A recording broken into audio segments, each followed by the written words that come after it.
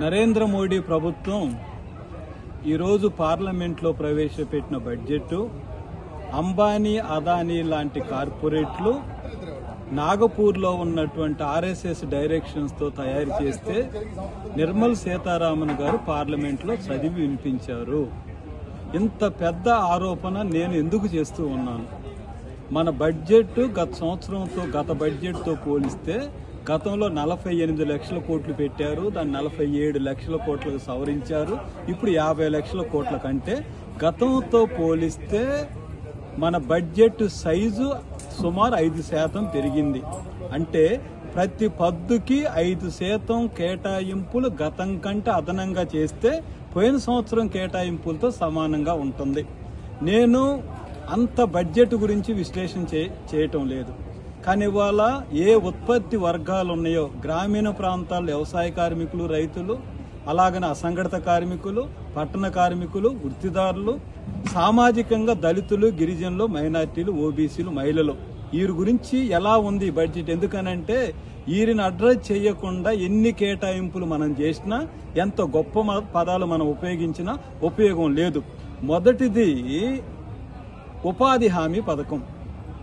గత బడ్జెట్లో 86,000 కోట్లు ఇచ్చారు, సవరించిన దాంట్లో 86,000 కోట్లే, ఇప్పుడు కూడా 86,000 కోట్లే. అంటే 5% పెంచాలని అంటే సుమారు 90,000 కోట్లు ఇవ్వాలా. అంటే అందరూ అనేది ఏమంటే ఉపాధి హామీకి 2.5 లక్షల కోట్లన్నా ఇస్తే గ్రామీణ ప్రాంతాల్లో నుంచి వలసలు తగ్గుతాయి, కొనుగోలు శక్తి పెరిగిద్ది అని అంటా ఉన్నా. ఇంకా విచిత్రం ఏమిటంటే బీజేపీ నాయకత్వంలో ఉన్నటువంటి పార్లమెంటు స్టాండింగ్ కమిటీ ఉపాధి హామీ పందెనాలు పెంచాలి, కేటాయింపులు పెంచాలి, రోజువారీ వేతనం పెంచాలని చెప్పారు. మరి ఉపాధి హామీని పెంచకుండా ఎలా మీరు అభివృద్ధిని చేయగలుగుతారు? ఎట్లా వికాస్ భారతదేశాన్ని మీరు తీర్చిదిద్దగలుగుతారు? ఎట్లా వలసలు నివారించగలుగుతారు? కాబట్టి ఉపాధి హామీ అంటే ఏమిటి? మోడీ గారి ఉపాధి అని అంటే అదానీ గారికి, అంబానీ గారికి, కార్పొరేట్లకు ఉపాధి కల్పించటం. ఇది మొదటి విషయం. ఈ రెండోది ఏమిటి? నిన్న ఆర్థిక సర్వేలో గాని బడ్జెట్లో గాని వారు చెప్పిన 4 ముఖ్యమైనది పేదరిక నిర్మూలన. No poverty in India. They are mention in their budget speech. అంటే పేదరికాన్ని మేము నిర్మూలిస్తాము. మరి పేదరికాన్ని నిర్మూలించాలి అంటే ఏం చేయాలి? మన ఆహార భద్రతకు ఎక్కువ నిధులు కేటాయించాలి. 24 కోట్ల రేషన్ కార్డులో 85 కోట్ల మంది ఆహార భద్రత మీద ఆధారపడి జీవిస్తున్నారు. గతంలో 2,70,000 కోట్లు ఇచ్చారండి. దాన్ని మోడీ గారికి తగ్గిస్తూ పోయిన సంవత్సరం 2,03,000 కోట్లకు కుదించారు. దాన్ని కుదించిన దాంట్లో సవరించిన అంచనాలంటే ఇక మేము ఇంతకు మించి ఖర్చు పెట్టలేము అని 6 నెలలకు ఒకసారి సవరిస్తారు. దాంట్లో ఎంత చేశారు? 1,97,000 కోట్లు. అంటే దాదాపు 7,000 కోట్లు కేటాయించిన దాంట్లో ఆహార భద్రత ఖర్చు చేయకుండా ఇప్పుడు 2,04,000 కోట్లు ఇచ్చేస్తున్నాం. అంటే పోయిన సంవత్సరం ఎంత? మరి ఎలా మీరు పేదరికం లేని భారతదేశాన్ని సృష్టిస్తారు? అందుకే ఈ బడ్జెట్ పేదరికం లేని భారతదేశం కాదు, పేదలను నిర్మూలించే బడ్జెట్. పేదరికం లేకుండా చేయొచ్చు. ఎలా చేయొచ్చు? పేదలందరూ చచ్చిపోయిన తర్వాత ఇంకా పేదరికం ఎక్కడ ఉంటుంది? కట్టిది పేదలను నిర్మూలించే బడ్జెట్ తప్ప పేదలను తగ్గించే బడ్జెట్ కాదు. ఇది రెండోది నేను చెప్పదలుచుకున్నాను. ఇక మూడోది ఏమిటనంటే గ్రామీణాభివృద్ధి. భారతదేశానికి 60% ప్రజలు గ్రామాల్లో ఉన్నారు.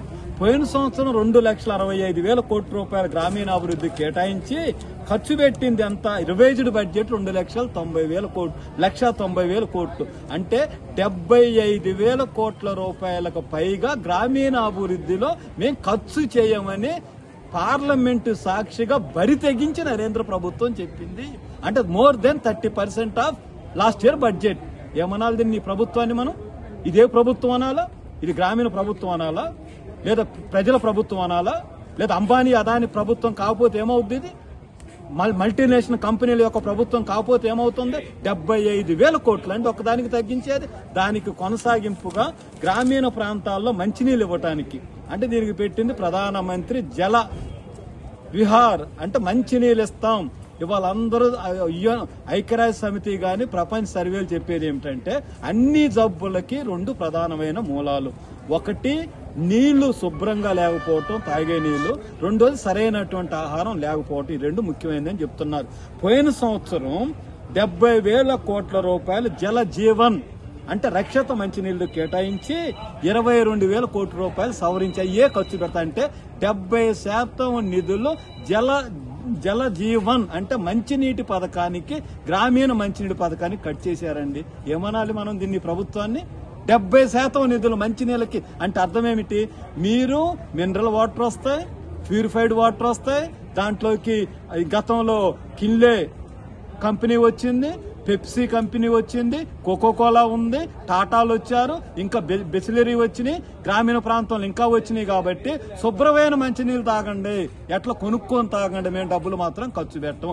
ఇప్పుడు పెద్ద గొప్పగా చెప్పింది మళ్ళీ 67,000 కేటాయిస్తున్నాం. 70,000 పోయిన సంవత్సరం 70,000 కోట్లు కేటాయించి 22,000 కోట్లే ఖర్చు పెట్టింది. 70% ఖర్చు పెట్టలేదు కదా, మీరెట్ట ఖర్చు పెడతారు? ఇది మనకు కనిపిస్తున్నటువంటిది. ఇంకా విచిత్రకరమైనటువంటి, ఆందోళనకరమైన, అభ్యంతరకరమైనటువంటి అంశాలు కూడా